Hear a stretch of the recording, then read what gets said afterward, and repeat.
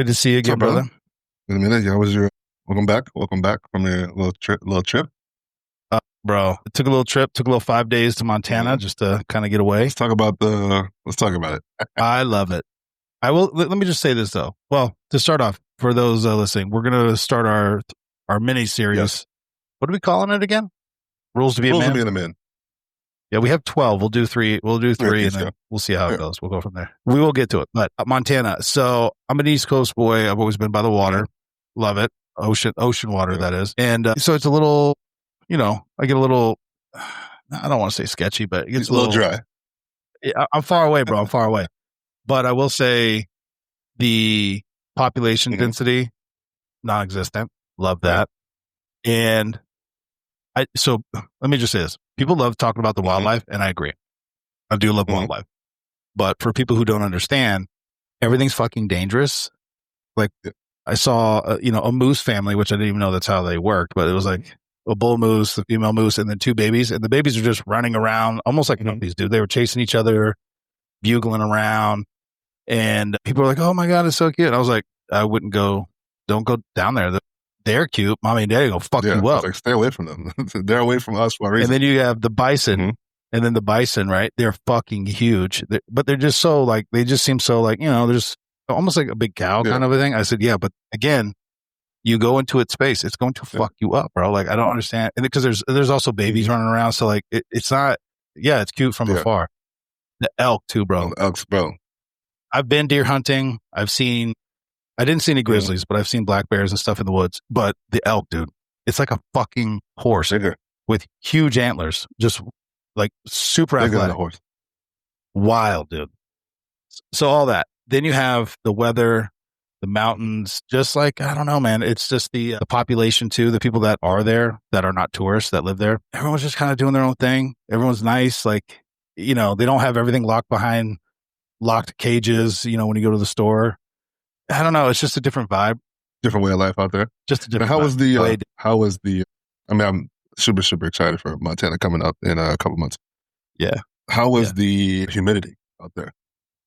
I didn't get any sense of that. And it was kind of warm, actually. I thought it was supposed to be pretty cold, but it was only like it was like 40s, 30s a couple mornings, but it got up to like 60, 70. That's warm. And that is warm. Let me explain. I know I'm a big dude. I know I live up north, but I lived in Florida. Yeah. It's not the same heat. I get it, but I was walking around in t-shirt and shorts, dude. Like in the middle during the day, not 30 degrees is not cold. Whatever. I'm not wearing a t-shirt and that shit, but you could rock a hoodie and like, it's not freezing. Once again, wind is the game changer. Yes. Wind is the game changer. My kids learned that, growing up in Maine. Whenever. It could be, again, I'm going to say 20, 30. Once again, I'm not saying it's like tank tops and shorts, but hoodie, you're fine. If anything, you might get a little warm. You're like, it's a little, but as soon as that wind hits you, it's like, I need goggles, beanie, glove. Like, the wind is what makes everything different. It's the great equalizer. Nuts, boy. Yeah. So as long as there's no wind, you're good. I'm sure it'll be a lot cooler in a couple months. I'm sure it'll be. We'll wait till the snow gets on the ground. Yeah. We'll talk about some other stuff offline, like where we're staying and stuff. But I'll talk to you about that offline. The other thing is this: I can't imagine anywhere, especially in a city, unless you're going to like some high, but like elk, bison, like game meat, caribou. I mean, they had all these cuts of meat, delicious. Now, once again, I wasn't cooking it, so I'm sure there's a way to cook it that makes it so delicious. But it's just so different. It's a different way of life.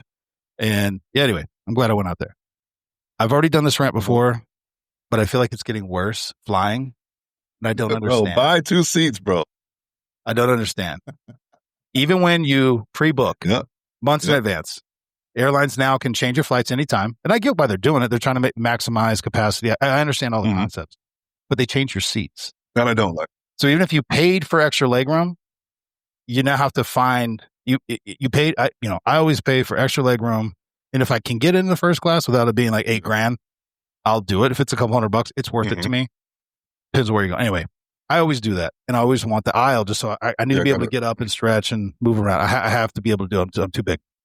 But with that being said, what you quickly learn being a bigger guy, all big guys pay for extra legroom. So it's all the big dudes with shoulders. And the one flight out there, it was the dude's shoulder all the way to my shoulder. We were like touching. just sitting completely still. Like you can't move anywhere because we're all big dudes and we're all smashed into this fucking thing, even though that's extra leg room. Now, guide me through what I'm about to say, BJ, because, when people say things like, I don't understand, I wasn't around for the 60s and 70s, but and again, I don't mean any of the political connotations and all that bullshit, but when you see pictures of people flying back then, there's couches, there's a bar, people are dressed nicely. I'm not saying you should have to wear a suit, but it just seemed like it was a much more enjoyable experience. That's all I'm referring to. Nothing else. I mean, I think also, but you got to think back then flying was not a was more of a for the common. Yeah, it wasn't a common man thing. So well, can I touch on that too? How is it so common now? It's still expensive as shit. Well, I mean, yeah. You can get special deals, blah blah blah. But standard, it's $400 or $500 round trip. I mean, whatever. Again, special flight, blah blah blah. Well, it's hard to make money if not everybody can do it. So you got to pick a struggle. As a company, I feel like you got to pick a struggle, right? Either everybody has access to this, or you make it uber expensive. For example, right? Take like a can they just make it like a little bit? Take it like a Rolls Royce, right? Uber, can. Yeah, that's private. But then that's private. Like, it's so like the gap is so far. You're not gonna. People who drive fucking Bentleys don't drive fucking a goddamn Lexus. Well, let me explain this. We'll call the Bentleys and Rolls Royces. That's private jets. It's crazy town. It's 10, 15 grand. That might be lowballing. I don't fucking know. It's not in my scope of my world. Where is the Lexus, BMW, Mercedes class? Where's that? And if you want, no, because you still deal with flight changes. You still have to deal with the oppressive amount of bodies all over the airport. You still have to deal with layovers and possibly missing your gate because the flight. Like we landed in Chicago, it was a 30-minute taxi. We were like driving around the airport in a fucking plane. This is what I mean. First class, back of the class. We're all doing the same thing. So where's that flight? Why can't I pay Mercedes, BMW prices, but have it's only 2 seats instead of 3 smashed in with a 15-inch wide seat? Like, to me, that's a Corolla flight. I don't want to do that. It is first class. What I mean by that is a Lexus is just a fancy fucking Camry. Same car. Yeah, I know, bro. It's the same car. Okay, then where's the Mercedes, BMW? Because there's not a lower end model of that. All these cars, like Cadillac is just fucking G. It's all either. Yeah, but Mercedes is not based off of Ford or something. Mercedes is its own thing. BMW is its own. I hear what you're saying. We'll call Lexus and Infinities, that's first class. And Cadillac first class. Well, okay, where's the BMW Mercedes class? It's going to have your smaller airlines. But typically smaller airlines, smaller seats, dude. For me, the best bang for my buck, I wish they flew more JetBlue because every seat is big enough to hold you. Well, me. JetBlue is a nice experience. And once again, I'm not, this is where people get froggy. I'm 6'5", 300 pounds. I'm a big dude, but I'm not falling outside the seat with my girth, shall we say? But I'm also not like a tiny little. I have the same problem. I have the same issue. I know you do. That's why I'm talking to you about it. I'm trying to navigate without sounding like a fucking tool bag. Here's what I probably still do. I do it. First of all, a middle seat is just not an option for me. Not an option. Right?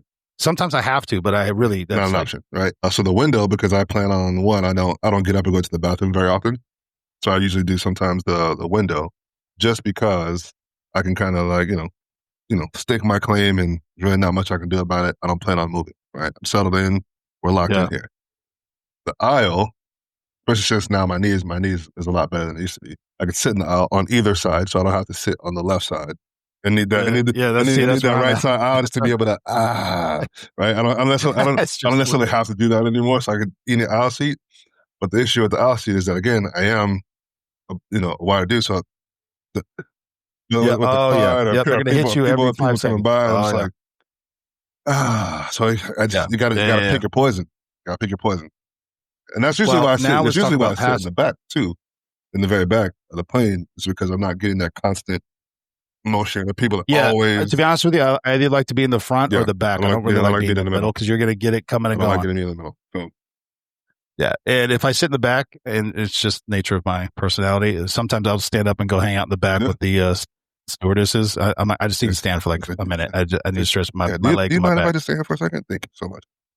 Now keep in mind, Secret Service. I flew to like LA. That's 6-hour flight, dude.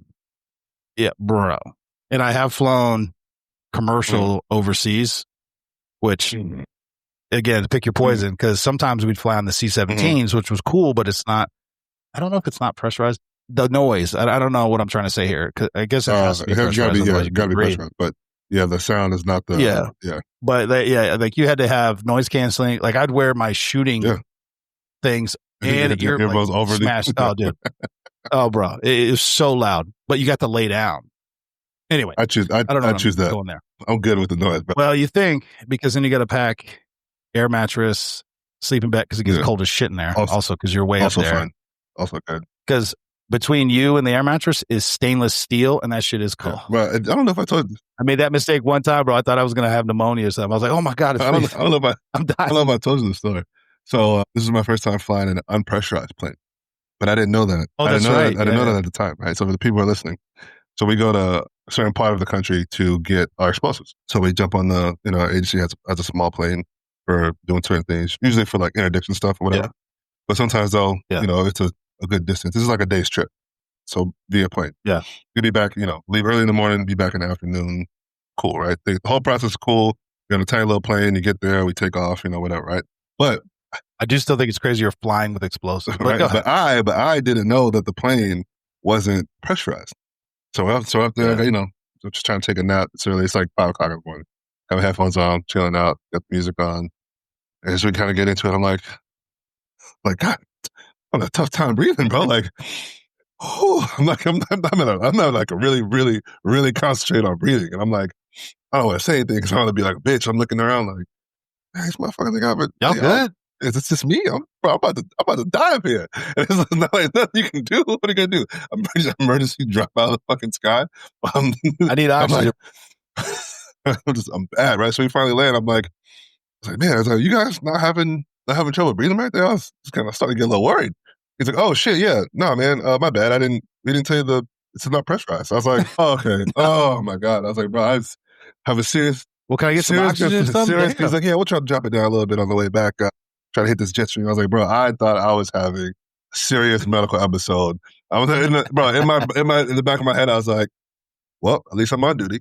And so I'm like, yeah, it's all right. It's going to be all right. But I was like, so difference in flying pressurized versus non-pressurized planes are very, very big difference. Because I thought I was out of here. I was gone. All right, but so hold on. And I could rant about this for hours. I'm trying not to do that, but it irritates me. I feel like it's getting worse. Flying etiquette. It has gone out the fucking window.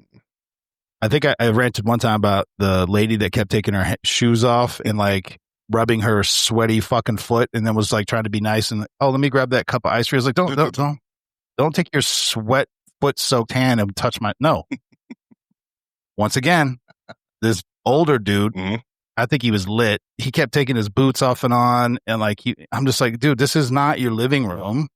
There's other people in here. So that's number one. Number two, getting on and off the plane, the luggage thing, they give very clear instructions. Carry on and stack it upright. People just throwing their shit up there, and now it's all fucking all over the place. It's like, just one, they say it. Two, there's instructions. Anyway, that. Then the talking, they're just having a conversation like it's nobody else on the plane. And I'm not even talking about kids, because kids is its own thing. And I know it irritates a lot of people. I have a little more grace having had kids. I was like, I get it. Then they can do about it. They don't want that to happen. I get it. I will say it does stress me a little bit when they have the little toddlers, no shoes on, just running up and down the aisle to burn off energy. I'm like, that is disgusting. You have no idea what's happening. That's gross. While they're annoying, get them, grab them. Figure that shit out. So there's that. Then getting off the plane. This is what my blood pressure was like skyrocketing, because land at the gate, people in the aisles get up, but you get up and you wait, because especially if you're in the back or the middle, right? You have to wait, because what are you doing? Not this time. Started just dumping all their luggage out. Like, you're smashing. Nobody can move because all your luggage is now down. But you think it's more efficient, but it's not, because now you can't even move to move your shit. Anyway. And then what I will always, I get it, but the people who are like, I got to catch my flight, bro, you're in the middle. unless you're going to sprint and knock everybody over, you got to figure it out, Playboy. Dog. Instead, he's just yelling and huffing and like, I gotta go. I'm gonna miss my. I'm like, there's 75 people in front of you.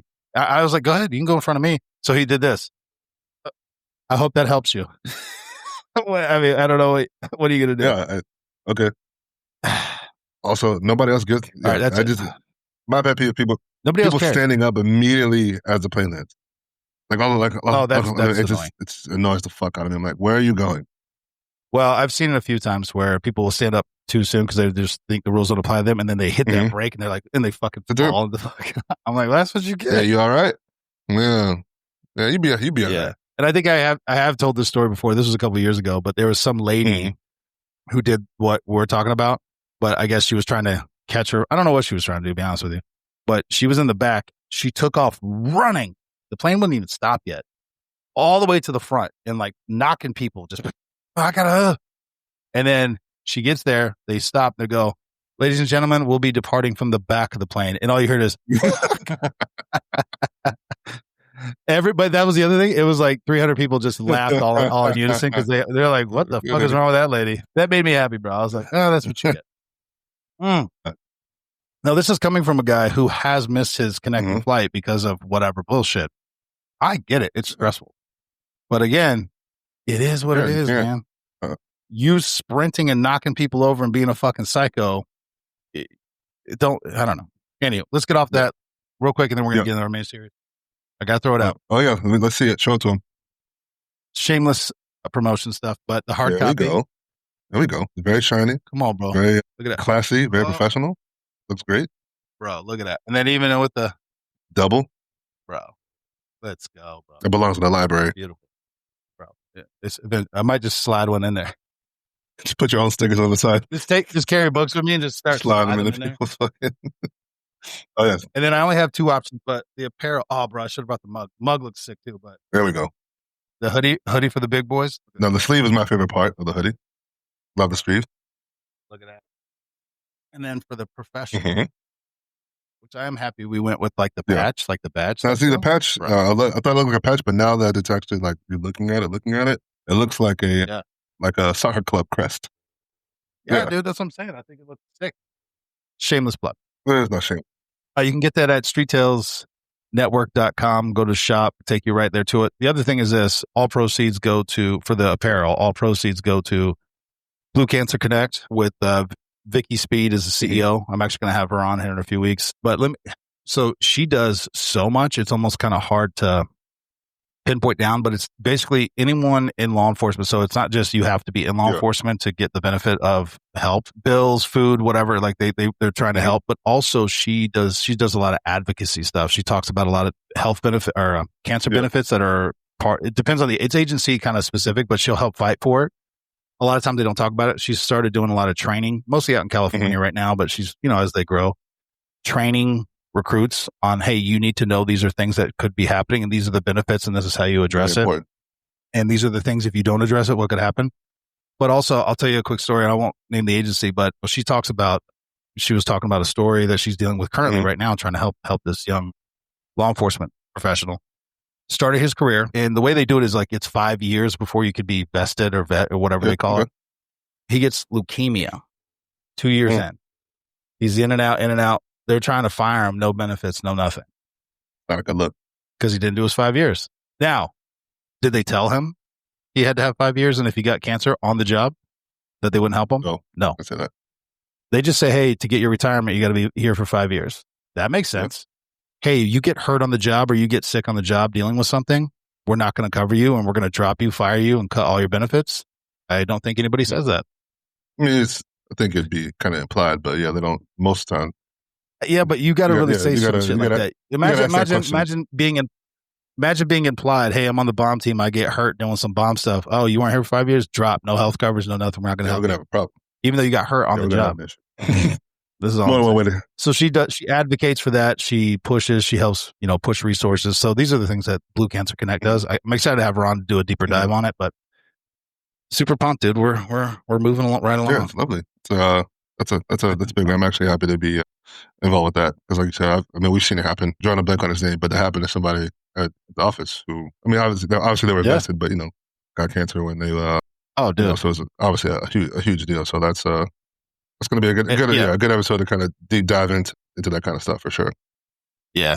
And let me not, I'm not a fucking doctor or nothing like that, but I've talked to a lot of people, even on the show here in Street Tales, that have had cancer. And then you start talking about their life, and it's like, yeah, I worked 18-hour days for 20 years, bomb team, so you're around chemicals, SWAT team, so you, whatever it is. Again, it's not just the chemicals, shooting, gunpowder and all that, but also the stress, all the stuff you put your body through, diet, exercise, all these things that kind of start going by the wayside or maybe is not optimized, shall we say. And then you're like, oh yeah, I got cancer 10 years in, then 20 years in. It's like, well, you know, what are some things that make sure you're healthy? Sleep, diet, exercise, sunlight. And if you're working midnight shifts, you know, you see what I'm saying? A lot of things working against you. And you never have a full night's sleep for 20 years. It's like, probably not good. Got some things working against you here for sure. Again, not a scientist. I'm not saying it is what it is. I'm not talking about, I don't even know if it's true anymore. I can't keep up with the news, but they're like, RFK. Tylenol gives you autism? Like, Jesus, man. Bro, that thing has gone off the rails. And then I got to see if it's true. There's so much out there. I don't even know if it's true, but he's allegedly circumcising a child. Well, no, not because of that, because they give him Tylenol after the fact. So it does circle back to the Tylenol. I was like, but can we talk about this for 2 seconds and then we'll get to the miniseries? Whatever, right? I don't know, man. But, you know, now there's, you know, depending on what side of the argument you're on, they're like, oh, well, 2017, Tylenol came out and said, hey, pregnant women probably shouldn't take this medication or whatever, right? I would also say anything in moderation.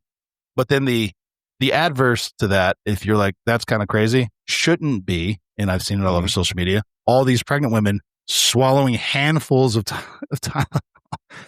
What is the point? What are we doing? Like that's, you can just go, that's crazy. And then keep it moving. Why do you got to like go out of your way to, that's not good anyway. No, I agree. And I will say this, coming from medical family, you know, mom's a doctor, I have friends of ours that are doctors, all that. Too much acetaminophen is not good for you. It'll shut your fucking body down. Whatever. Everything in moderation. Trying to stay off that shit anyway. No, not alone. I mean, not even for the autism part of it. Just fuck, man. Yeah, just shut your organs down. Yeah, don't, and also don't take handfuls at a time. That's crazy. What are we doing? You know, you take enough, it'd be your last headache. So you probably should not do that. Well, that's the thing. I talked to my mom about it. Where I was like, Mom, does this shit give you autism? She's like, bro. Well, she doesn't call me bro, but she's like, son, Jesus Christ. But she's also like, if you take too much acetaminophen, the death from that is excruciating because it's slow and there's not a lot anybody can do. Like if you just slug a bottle of it or whatever, it's not what you think. You don't just drift off to sleep and like, oh, you know, I feel good. No, it's like, it's horrible and it takes days. She goes, so don't do that either. I was like, what? Woman, I ain't doing it. Stick to the normal stuff. Yeah, that sounds really fucked up. That sounds really fucked up. But, you know, you're already in pain. You're trying to make yourself be in more pain. Like, come on, I get it, but you're doing the opposite.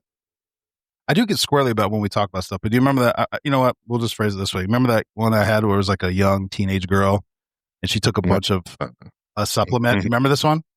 And I was very dismissive. I was like, this is dumb. But I called, I did it, you know, and then they're like, what'd she take? And I told them, they were like, holy fuck. They slammed her. They're like, this is like, no, she can actually, I was like, I'm a supplement? Really? Really? No. Yeah, she needs to have her, like, no one had to get a stomach pump. Legit. Yeah, she did. And I'm sitting there going like, this is dumb. Yeah, I'm like, whatever. Well, you don't know. Yeah, no. All right, bro. Let's jump into this miniseries. No. Of course. That's literally what the show is about. So a little miniseries, we decided to get started. We talk about this quite a bit, especially now, more so that Alec is older now. We should probably write the shit down and hand it to him. Yes. But rules of being a man, right? So I currently have 12 things down that kind of just jotted down over time. And so we'll break them down. We'll go down. We'll do with three at a time. Some of these are, I feel like every man should kind of know these. At this stage of life, we should kind of, a lot of these things are things that probably wish we knew a lot sooner in life. Like if I knew this at 17, 18, my life would probably be a lot different when it comes to fucking a lot of experiences, especially dating, Yeah, Sometimes you professional. gotta learn the Sometimes you hard got way, say bro. sometimes you gotta learn the hard way. And I said one of the best things you can do is learn from other people's mistakes. You don't have to make every mistake, but Mm-hmm. we've all been there. We've all gone through the thing where we watch people pull a door that's locked, and we gotta might not be locked for me. Maybe you guys just turn it the wrong way. They go over there and fucking and do it anyway. You're like, damn, I let's watch that guy do that. And it was locked. But we Uh-huh. do that in life, right? So Absolutely. rules will be in a minute. We'll jump into three at a time, get to 12, and shit, we may or may not May add add a a few. few or expand upon this at some point. But we'll just, as we say, we'll just start, see what happens. Right. Rule number one. And we talked about this a lot. You can't get out. You Yes. can't get all the cookies. Right. Expound All on right. that, So but also true. right. So we're talking about cookies. Right. You can't get them all, and you can't eat them all. And if you do, probably not going to be good for you. Right. A lot of bad things come from eating sweets. Too much sweets, like I said, too much anything is Mm-hmm. it's not a good thing. Right. And obviously, this is not about cookies. Right. This is can't get all the cookies in it. For men, It's it's about the it's ladies, about bro. women. It's It's about about the women, ladies. right? You can't get them all, and you probably shouldn't try to get them Nope. all. You're going to run yourself into a lot of problems, a lot of issues. I heard it kind of on this topic. I heard it was a podcast or like a reel or something like this. But the guy was saying that he's like three things. You either have time, money, or women, right? And if you have two, you probably don't have the other, right? So Mm-hmm. if you have a lot of time, if you focus on time and money, you probably won't have women, right? You focus on women and spending time with them, you won't have money, right? So, women and Mm-hmm. money, you're not going to have time, right? So I was like, that's a pretty profound lesson there, right? But King of all cookies, bro, and not that I've put it this way.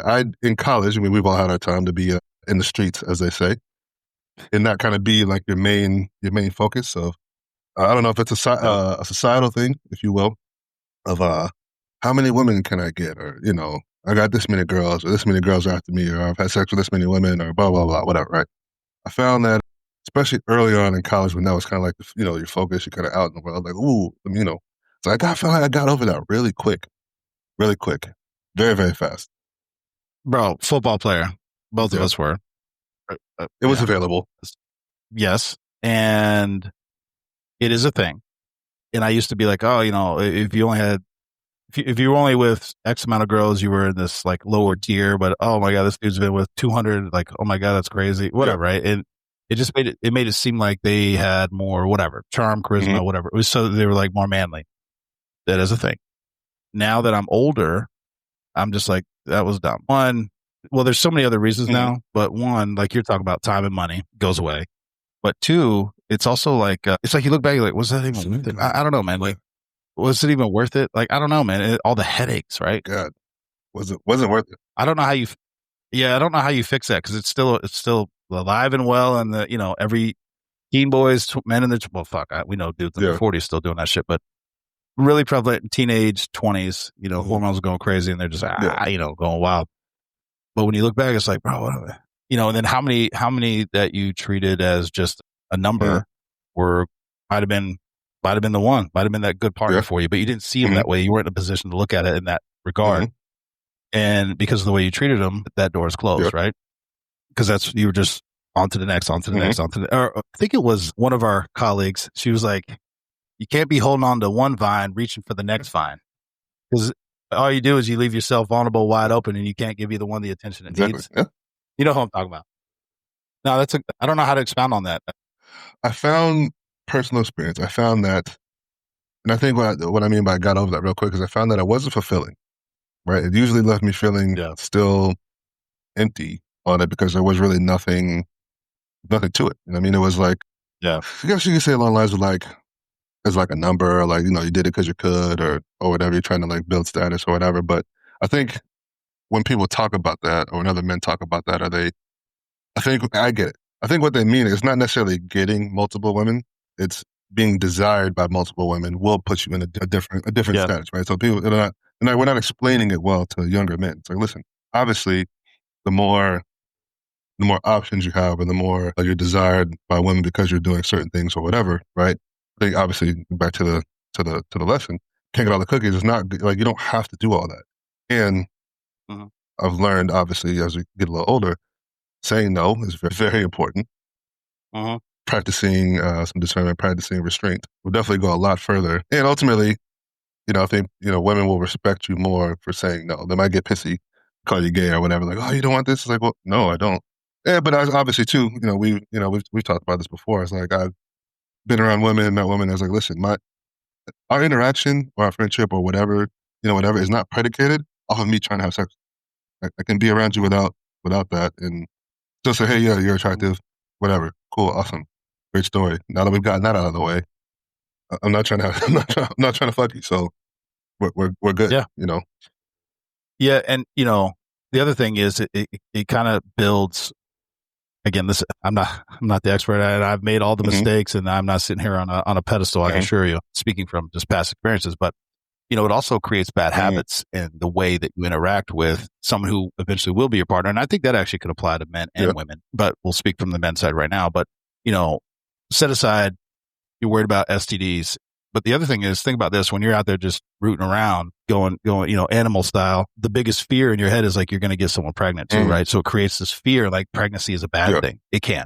Also, the way that you talk to them, treat them, think of them at that time when you get into a relationship that you're like, all right, I want to. This is the one, right? I want to have a family, whatever that means to you, marriage, family, whatever it is. You want to have kids, you want to live together. It's almost like you have to unlearn everything you've been doing for the last whatever, how many years, however long you've been doing it. Again, like I said, we know dudes in their 40s, 50s still doing this shit because the way you treat your significant other, your wife, the mother of your children, should be different than the way you treat 100% some random. 100%. It should be. I say that like it just makes sense, and everyone's like, "Yeah, no shit." We all know those people that don't do that. Yeah, that's what like, bro. Why you talking crazy about some other your kids? That's your wife, bro. Why are you talking like that? That's crazy. Wild. Which is crazy. Yes, bro. Yeah, it obviously small caveat. I don't think I was at work, but I was talking about this with another buddy of mine, and I was like, listen, when it comes to my lady, my woman, listen, everybody can get this business. I don't play around about that particular person, right? I don't play about that. I know there's no games about it. Another thing we should probably add on to it, but we'll just say it here for the sake of the series. Like, I abide by this because I have this thing and I was taught this, right? There's three things with the men that you don't mess with: it's food, his money, and his family, or his one. Whatever order that is. Those are the three things. Those three things will get you fucked up. That'll get you fucked up, and you might get killed behind that. Depending on what we're dealing with, you might get killed behind that. So I don't fuck around with that kind of shit. Where people are like, "Oh, I'm married. I have a boyfriend."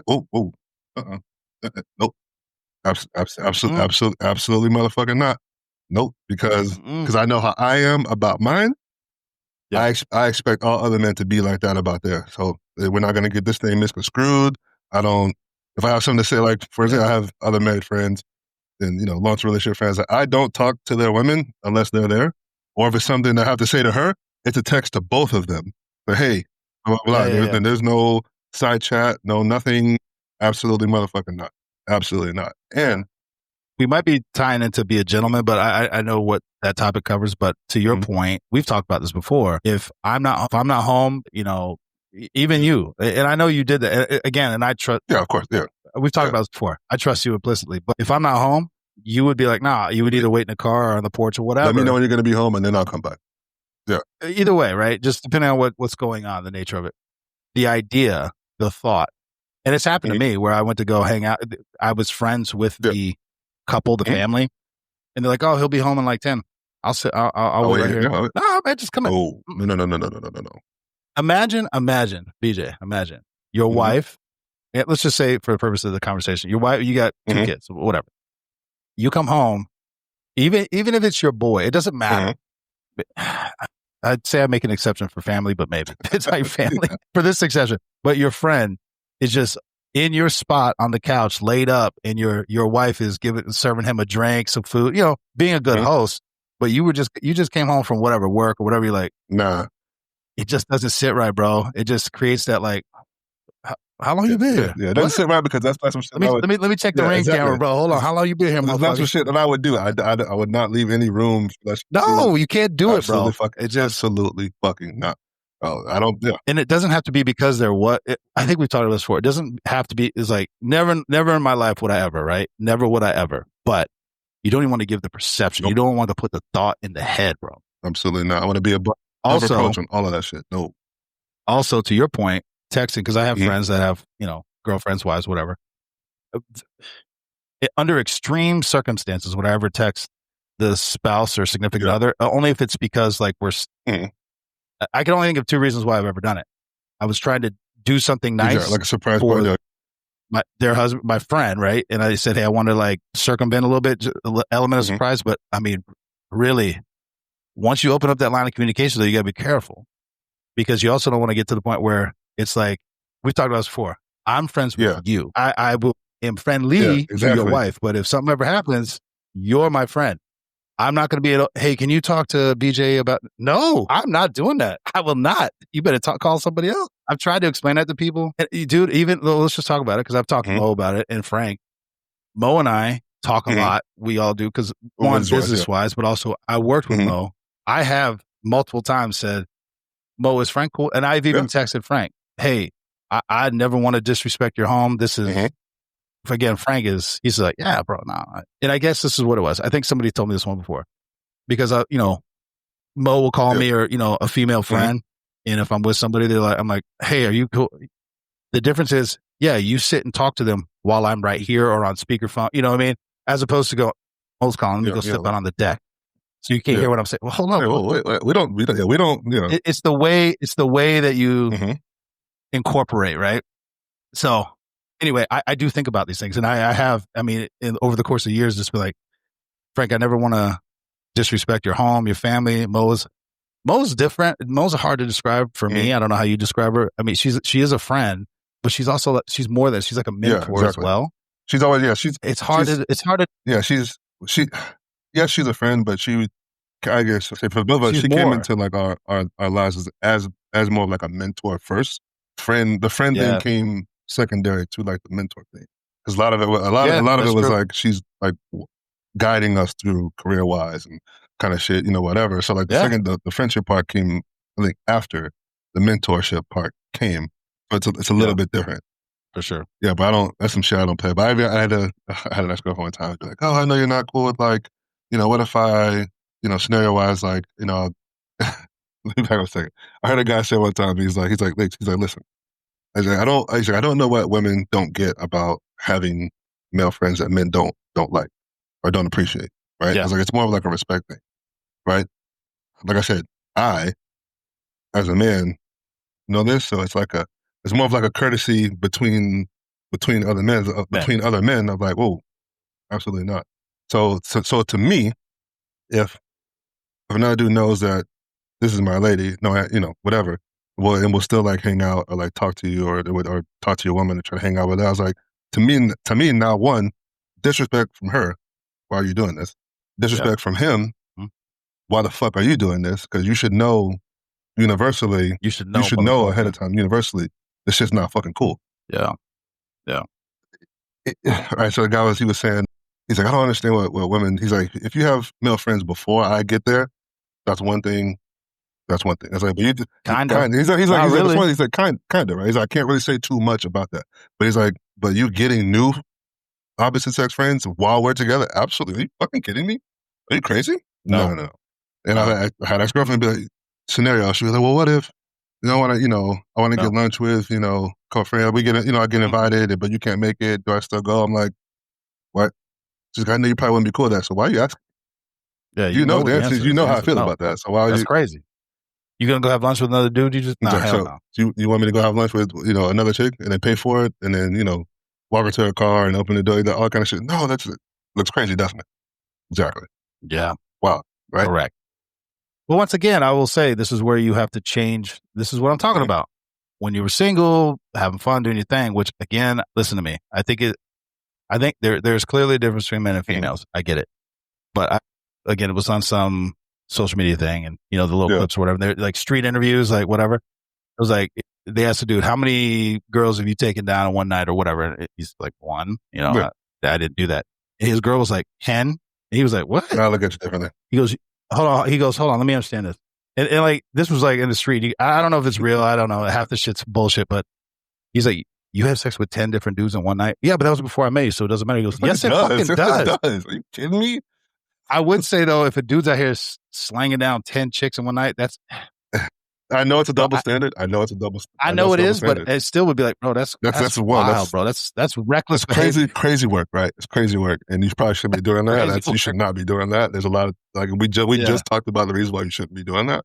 I was like, but there is a double standard when it comes to that shit. It like you know, and some girl was like, I don't understand the double standard. I was like, let me explain something to you. Okay. Oh, the water. Not even the water. Not even what that. I like the water. That one, yes, obviously, right? I was like, but hold on. For those who don't know, he goes, 10 people touch this. Would you still drink it? Would you still drink it? Is the water dirty? No. He goes, all right, 10 people put their fingers in it. You still drink it? Oh no, that's disgusting. I was like, oh shit, that's bro. the difference. That's 100% the difference. That's right. Like I was explaining it. I was like, listen. She's like, I was like, well, let me explain the difference to you. I was like, if somebody else was in control of when you ate, right? Food. We're talking about because this is universal, men and women, right? If somebody else was in control of when you ate, right, you would eat every single time you had the opportunity to. Well, they're like, yeah, of course. I was like, that's when it comes, for sex. I was like, women are in control of sex. I was like, and women are in control of who has sex. Obviously, we're not talking about the rapey shit. That's a crime. You should go. You should go into the jail, or we should whatever, right? So we're not talking about that. We're just talking about your normal, the way it's designed. Women decide who has sex. So, well, yeah, I think it was Kevin Samuelson. Women control sex, men control relationships, and women lose out. He goes, men control who they want to be. Like, women. It is what women have sex with who they want, but marry who they can. Men have sex with who they can and marry who they want, and that's what keeps it relatively even, the balance of it, right? It's like, yeah, but it's like, yeah, I could give him some and he could leave. I was like, yeah, but you could also marry, you could take out his shit. So, well, so that's the other thing. Can't get all the cookies. We talked about the other bet, but that's why men now, especially now, it's just not set up the way it used to be. Married and that was for life, right? Which it should be. Divorce was so occasional, which is again how it should be. Now you get people get divorced.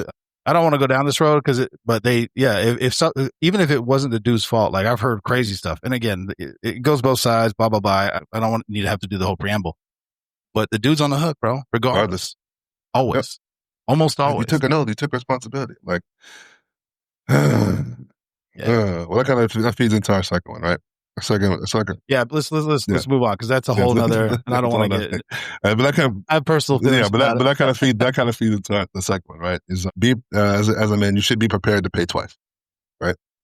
And ultimately, what that means is you should, obviously, you want to do well for yourself, obviously, at a minimum, right? I was like, but the expectation is that if you can't, and then for my young men especially, is you need to learn this lesson. If you can't do it twice, hold off a little bit, right? So. For example, if you can't go to dinner and pay for you and her, I shouldn't go. Yep. Or you're doing something, don't do it. You can't. You can't. And I was quick side. I was talking to one of my buddies about this, and he's like, and I was like, man, it kind of seems it's weird that like women seem to this day and age, just from what I see, social media or people that whatever, that women take a lot of trips. They travel together, and I'm like, and he's like, yeah, that's because they double up on rooms and they share. It'd be like 5 to a fucking room. They're all sleeping together in the same bed, whatever. He's like, men don't do that. He's like, no, we travel. If we're going to a place, like we all have our own separate shit. And we're not sharing. And typically we all do our own shit. We all have our own thing, our own separate stuff, whatever. And he's like, think about how many, think about all the trips you've been on with a woman. He's like, you've paid for it, right? He's like, yeah, you could have taken that trip 2 times. I'm like, yeah. He's like, but that's kind of just the expectation is that, women get to like pool their resources for the most part. And they don't have to, right? But you see it, right? They pool the resources. Like, hey, we're all gonna, take this flight. We're all gonna save money on, room, or we're all gonna 5 to a room or whatever, which is fine. Which is fine. But I would say to another man, is like, this is essentially to get your finances in order, get your money up, right? Be prepared to pay twice. Even in like you were just saying, even in lifestyle, right? It's like it's like if you don't, I know. Marriage-wise, if people getting divorces, it's like, God damn, stick out my shit. It's like, bro, you're not prepared to do that again or do it twice, build yourself back up again. Yeah. And again, hopefully the preamble is understood. It goes both ways. Dudes are fucking grimy too. Yeah. I get it. They do fucked up shit, all that stuff. I don't know if this ties into this, but you and I have talked about it. When when women find you most attractive, we're generalizing. It's when you are on your shit, when you're working out, when you're successful working, whatever it is, like whatever you're doing, you're either in the middle of it and you're growing and it's crushing, but it takes a lot of your time. And they meet you and they see the success on you, or they see whatever it is they like about you. They see it on you, but then they want to start taking away from it. And it's like, if they're not adding, supporting, helping, or giving you that peace when you come home, that's not the one for you. Not a good, as much as you may like her. Or bad timing. Sometimes it's just timing, bro. I've run into that a couple of times. Timing's not good. Or it's like, man, if I would have met her now, 20 years ago, 20 years, whatever it is, the timing, it could have worked out. But at the moment, I was like, I was in the middle of getting to where I needed to get to. Yeah, timing. Yeah. Timing is timing is thing, bro. You talk about this shit. Listen, my favorite one probably of from my past is probably just timing. Timing wasn't. Hey, and listen, shout out to the ride or die that met you when you were in the middle of your grind and you couldn't pay twice and you had whatever. And they stay. And they stay. And because they see it. They see something. And they support and they still create a piece when they see what you're doing, they're all on and they take that hit. Not to keep doing this, but talk to on the street sales side, her name was Elise Martinez. And she met her, they've been together 25 years, bro. I respect the grind. She's very honest, so it's out there. It's on the episode. But she was like, yeah, when I met him, he was going through a divorce and his ex-wife was pregnant at the time, soon to be. I was like, oh. Mo and I were like, dang. She goes, but listen, and they didn't live together for like 7-8 years or something like that. And he was working, going through divorce. He didn't have no money. He was a cop, bro. He didn't have no money. He was paying 2 rents, mortgages, whatever, plus, all the stuff that comes out of your paycheck. But now, 25 years in, they have a home, they have a family, they're together, they're building something. You see what I'm saying? But so she stood by. She was ready. She could see what there was in the future, and she stood by. And I'm like, bro, that again, people are gonna be like, oh my God, whatever.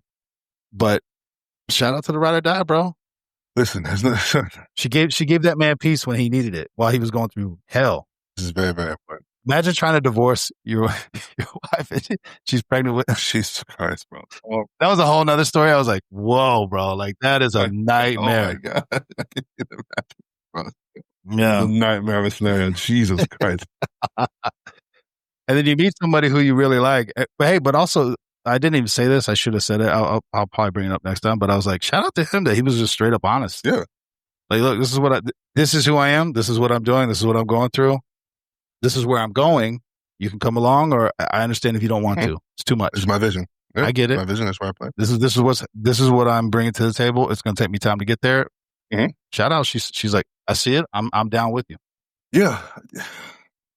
I think on that specific topic, I think there's a lot of people, I say people in general, who are not living essentially for themselves, right? And I see it more with the women that I know, and it's like I just pick up on small things where they're like, oh, it's like their friends don't fucking, like the guy that they're with, and I'm like, it's like if I may interject a little bit, I was like, let me interject for a second. I was like, when you get with someone, it should be about you and that person, and that's it. It should be you and that person, and that's it. Even despite what your parents think, it's like even that. I was like, it's like obviously if you read the Bible, right, it's a man leaves his family to create his own. Right? You get away from that to start your own thing. And I see I don't say the younger generation, but I just see it in the modern day, where people are so caught up in what other people think about what they're doing. And I'm like, I kind of see it. I try to call it out when I feel like I'm not overstepping. But I'm like, well, if you're worried about what they're going to think about it, I was like, at some point they're going to do what's best for them, and you're going to be the third wheel on that. And they're going to be into the sunset, whatever, doing while you wasted time and doing whatever, not doing shit because you're worried about what they think about it. I was like, and they only think negative shit about it because you speak negatively about it. Bro, once again, I hate that we have to do the preamble. Again, unless it's some sort of abuse, wild, reckless shit, some crazy, whatever. Boop. But how many times, and we've known, and I can speak from these experiences, girls are like, I feel like he's trying to change you. or he takes up all your time, or you mean, well, hold on. You mean she's changing again? It could be a positive. I don't know. I don't know what the negative side is. I don't know why change is always bad. And he's taking up. You mean he enjoys hanging out with her, like because he sees something? Yeah. Like what exactly don't you what like? What you like about this? Now, what I really hate, and I've heard this, he ain't no good. He ain't ever going to be making more than, or girl, he's just a fill in the blank. Whoa, bro. I have overstepped a few times when I heard that phrase come out. I'm like, how dare you? How fucking dare you? As a man who was a waiter, bartender, Starbucks, why would you knock these people? People are trying. You just knock them down. They're working. They're grinding. Now, I do have just a man thing. Like if you just, and I don't even knock people who stay at home, depending on what they're doing. They're working, they're getting the money up, they're going to school, they're doing the right things. Now, if you're just hanging out to hang out because you don't want to do nothing, you want your parents to take care of you. I got nothing for you, bro. And also, hey, listen, this show ain't for you. I just ain't the one. And men are different. I tell my son and my daughter, my son, I think he gets it now. But I said, baby girl, I will always have a room for you, ready to go. And my son's like, what about me? I was like, you can sleep on the couch, but you better figure your shit out. He's like, what the fuck? I'm your son. I was like, yeah, you're a man, bro. You better figure your shit out. I'll help you. I'm not saying you can't help you, but nah, bro. You are my son, but you are also a man, and you will be held to the same standards that the world sees for a man. And you better get your own shit. I was like, you better get your shit. Baby girl is my responsibility, which is different. Until somebody else puts that ring on her finger. Someone else comes along that's capable, and now we deem is okay to take on that responsibility. It's not. Still struggling. I'm still struggling with that idea. Yeah, I don't know. Yeah, it's like no. I don't think anyone will ever be quote unquote. You know what's funny about that? Say that to women, like grown women, and I talk about my daughter. They're like, bro, you got to let her make her own. And I'm like, women are like, bro, you spoil her. You're giving her a mentality, and I just go, good. And yes, anyone who's gonna. I don't want to say take her. What's the response? What am I trying to say here? Anyone who's going to assume the responsibility had better be baseline as good to her as I am, or better. I would hope better.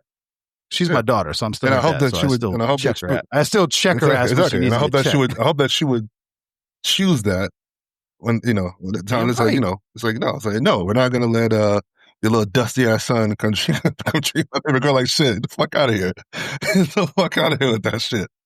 Now, again, unless the dude's got a plan. And that's the thing. I learned that in Maine, bro, because, I grew up in cities and all that stuff like that. But people in Maine, it's like, high school, I'm going to get my HVAC, plumbing, general contract, whatever it is, right? They're on this path, which if you're in a city or whatever, they're like, oh, bro. They're like, yeah, but I'm going to do this. I'm going to become a journeyman or whatever. Then I'm going to have my own business. And I'm like, that is a fucking plan, bro. And I like it. I'm here for it. Yeah, there's nothing wrong with it. And listen, side note, has nothing to do with this. The blue collar jobs, people out here making bank, bro. Hey, how much it costs to get your toilet fixed? Fix your plumbing, electrical. Hey, you want to build a patio on your back deck, BJ? You ran into that. God damn. How much of this shit? You know what? Fuck it. I'll do that shit myself. And that's why more power to you. I learned to do a lot of shit myself. It's because more power to you, bro. But listen, those fuckers make bank, and people who turn their nose up at that shit, I'm like, y'all dumb. You have no idea how much money these fuckers make. It's all fun and games until the system shuts down, and then you can't get shit done. Well, dude, side promo out there. Shout out to the next generation. At least in Maine, I'm sure there's other states, but this is what I know. People are getting out of high school with their training, I don't know what you call it. So whatever it is, plumbing, electrical, welding, all this stuff like that.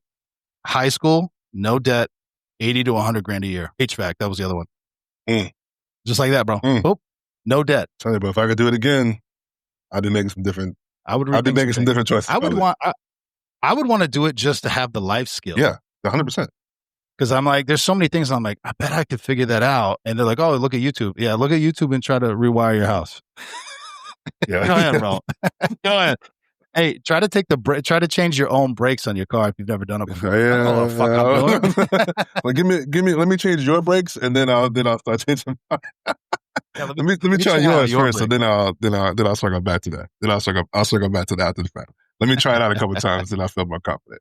Yeah, exactly, bro. Anyway, let's get to that third thing. We'll round it out. All right, so hold on. We covered can't get all the cookies. Got it. Be willing to pay twice. That's just facts. And like your then thing the last one. Be a gentleman, right? Be a gentleman. Be a gentleman always, right? For a multitude of different reasons, right? But we'll just speak romantically. I know you and I've said this, but it's like, is for as many times as I've, you know, been the bad guy in some lady's story, you know, whatever. I was like, they can never say I treated them badly. You know, wasn't always perfect. Wasn't always perfect. Definitely not perfect. Made plenty of mistakes in my lifetime, 100%. And I own up to those, right? I was like, but no one can never say that I treated her badly or was mean to her or was unkind or not generous. Always. I don't, the kind of, you know, obviously this is small in the grand scheme of being a gentleman, right? And I was like, but I don't let women touch doors around me. I was like, I don't think any woman I've ever been with, even friend or romantically, has ever touched the door around me. I'm like, no. I mean, that's very small, the minimum, but that's just like the kind of shit that I'm talking about, right? Uh-huh. Always be a gentleman. Always carry yourself on that level. Again, you can make mistakes. People make mistakes, you know, whatever. It doesn't necessarily. And then also, you can still be a piece of shit and be a gentleman. I get that, right? But you should, at a minimum, be a gentleman and treat people with respect and with kindness. It doesn't cost you anything to be nice. Nope. Now, I will say that is something I'm still working on, but I think I've gotten a lot better than definitely when I was in my 20s. The fighting and the saying nasty, hurtful things, just, what am I trying to say? Yeah. Just because you win doesn't mean you won. Or just because you're right doesn't mean you won, right? And sometimes even when you're right and you win, I have done this, I feel like shit. Because it was like, why did it have to go there? I didn't want it to go there. And I also get mad at myself. How did I let this person push me to that point where I had to do this? Now, I will say, especially if it's your woman and you're with them, they know you could be talking about, hey, I don't like this cup. And then, or whatever. And they'll just go, boop. They know the boop. Yeah. Well, you're just like your dad. You know, whatever it is. They know how to do it. Oh, yeah, bro. They know how to do it. When they know you well, it's like, I see what you're doing. I see what you're doing. Yeah. I see what you're doing. I'm not going to let that happen today. It's hard, though. I ain't going to say it's hard. I'm not going to let you win today. And for those of you who don't have kids and or do, you also know, kids know how to do that too. Kids, especially if they're starting to feel some type of way, bro, teenage years, I understand it. They'll just go, boop. Well, that's why you were never around. Motherfucker, because I was working. Get that blood boiling, bro. Make your fucking eyebrow pop out. But no, but again, it ties to be a gentleman. Once again, it's hard. I like your perspective is different than mine for now, but like I have a boy and a girl and I want to be, and again, I've fucked up, but I've had to own it. I think I told somebody this the other day. I was like, my flow of my life has been, I bottle up all this shit that I've done and I try to keep it in. And then I just put it all in the middle of the floor. And it's like almost overwhelmingly so. And everyone's like, oh my God. And then but instead of just like, hey, owning it in the moment, I just let it build. I was like, well, here's all the shit I've done wrong. And it's like, I feel better, but I'm sure that was not great for my children or whomever. It's a lot to take in at the time. Yeah. Of course. Yes. Once again, there's no pedestal here at all. And I've fucked it up, but it's like, I've always wanted to be a better example for my son. While I want to be a good example for my son, I want to be a good example for my daughter on how you're supposed to treat not just your significant other, but other people, with the understanding that I've made mistakes and this is what happened. I have friends that I know and I'm like, oh, fucker, I know you. Don't do that. But they don't want their kids to know anything they've ever done wrong. So they've set this example that's in this standard that's so high. And it's truly, in most cases, unattainable because they are where they are now because of all the mistakes they made, right? But they never say, hey, this is why you don't do this because I did this. And there's a time and place, all these things.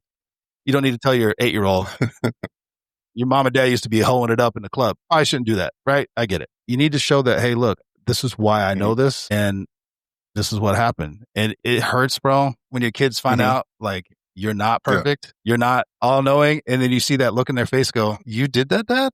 It's like, but listen, I'm better for it now.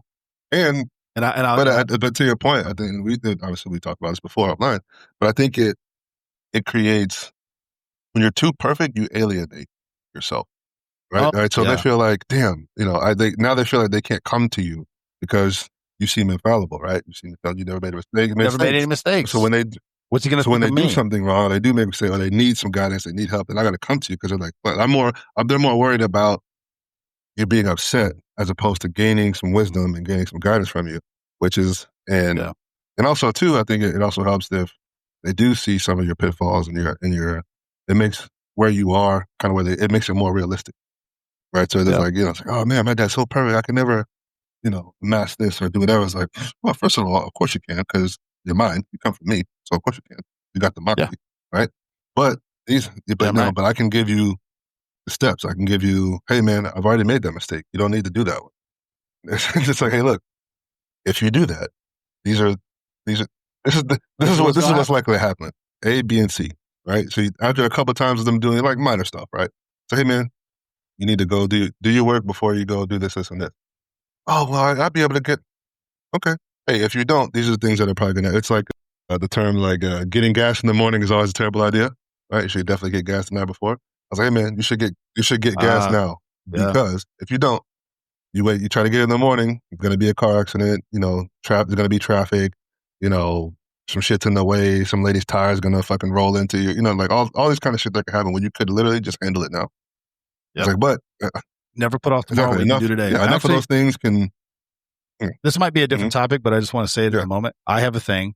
I think we talk about like building success, but I always make my bed every morning, like little things. And before I leave the house, to the best of my ability, I like everything to kind of be where it needs to be. Like I don't let clothes pile up all over the floor. I don't do those things. And then every night before I go to bed, all the dishes are done.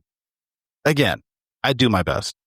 But when you wake up in the morning and you don't have a sink full of dishes or whatever it is, right? You might have to put them. It's just you're starting each day with a win. You're ending each day before you go to bed. Yeah, like the house is in order, so to speak. These are just little things that not hard. Sometimes they are hard in the moment because you're like, I want to deal with that shit. That is something I've been really, really trying to do for like the last, let's say 3-4 months, right? And it starts with small things. Like I said, I make my bed every morning. It's the first thing I do. And like I said, I start my day with a win. Even if it's even when I was dating, I'd be at her house. I'd make her bed, even though she would. I swear to God, I start my day up. Whatever bed I wake up in the morning, I make that shit, right? I need to start my day with a small win. Yeah. First, I was like, you need to start your day off with something positive, right? You wake up in the morning, obviously, you open your eyes up, praise to the Creator, thank you for waking me up again, that kind of thing, small gratitude, whatever. But I start my day off with something actionable and attainable, small win, make the bed. Like, some people are like, I don't make the bed, I just kind of get out of it and roll into the day. I'm like, I'm not saying that's wrong. I need something like to kind of like avalanche my day forward in a positive way. But I've really been focused on, like you said, do what you can today. Like for me, more so if it's on my mind and it's actionable and I can do it now, do it now. Especially it's like even more so when I'm like that extra second of like kind of like talking yourself out, like, oh, I don't feel that. Full stop on that thought. That all the more reason why you should just do it now. Just do it now. It's on my mind. It's on my spirit for a reason. Do it, and that kind of leads into bigger things in life. See, I like the way you presented that. For me, it was having kids, trying to articulate to them why letting everything build up till the weekend and then having to do 7 hours of chores to get the house back in order is like, wouldn't it be easier if you just little things throughout the week? You see trash, go in the trash can. Trash can's full, pick it up. Just little. You don't need to pile it up all week and then just like you got 4 loads of laundry. All the shit that you just comes with the week. I will say that was a years in the making. It wasn't just like, I get it, let's just do that. That's great. No, it took a lot of time. And it's like, hey, sweep and vacuum 2-3 times throughout the week. Not because it's whatever. It's not a punishment. Again, it's not a punishment. Nobody likes doing it. For everyone listening, nobody likes doing the dishes. Nobody. I hate folding laundry. I hate doing laundry. I hate it with a passion. I hate cleaning the house. I hate having to dust. I hate having to do all that shit. But also, when it's all done, I'm like, it's like Philippines, right? Your house shouldn't smell like anything, or it should smell nice.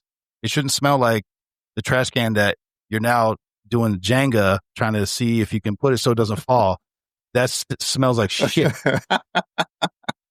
Or you're down to one pair of underwear and you got to turn it inside out. That's outrageous, bro.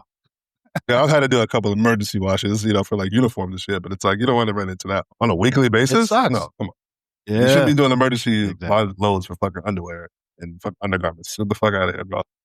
There should never be a large load of underwear. Either buy more underwear or just wash Yeah. that shit on a regular basis. Oh, come on. Or this is a real conversation I had with my son before he went to the Marines. But yes, you do have to wash your towels. Yes. But I'm clean when I use it. No. What's happening? Like the concept, I was like, am I having this conversation right now? Like your towel smells like shit. No, son. It's When was the last time you washed it? I don't know. That's never a good answer. Yes, wash and dry your towels. Weekly preferred. Every 2 weeks, bare minimum. It shouldn't be, I don't know the last time. And your sheets, goddammit. Wash your motherfucking shit. I will say women are better at washing 100%. sheets than men. I don't know. Men will wallow in a goddamn pigsty. It's like, I don't know if I want to wallow in a pigsty, but sometimes I do want to wallow in her juices, a little bit. Oh, bro. That's totally different, bro. But it shouldn't be months on end, bro. That's different. That's part of being a gentleman, exactly. Ladies and gentlemen. All right, bro. I think that was good. Man. Yeah, man. Can't get all the cookies. Be willing to pay twice, or be prepared to pay twice, and be a gentleman. It doesn't cost you anything. It really doesn't. And once you start doing it, it becomes easier. Second nature. Definitely second nature. I keep trying not to curse as much, but listen. We all fall short of the glory of God, bro. Every day. Or as Homer would say, I'm not running for Jesus. Homer Simpson, for those who, I'm not running for Jesus, bro. I'm just trying. Shit. All right, bro. Blackout Coffee is a proud sponsor of the Street Tales Network. You get up every morning and put in the hard work. You deserve a coffee that does the same. This isn't your weak mass-produced brew. This is Blackout Coffee. Blackout Coffee is a veteran-owned company, and they roast their beans right here in the USA. Blackout Coffee supports families, freedoms, and a cup of coffee that's as strong as your values. Support Blackout Coffee and the Street Tales Network by making your order today. Go to blackoutcoffee.com/streettales to get 20% off your first order.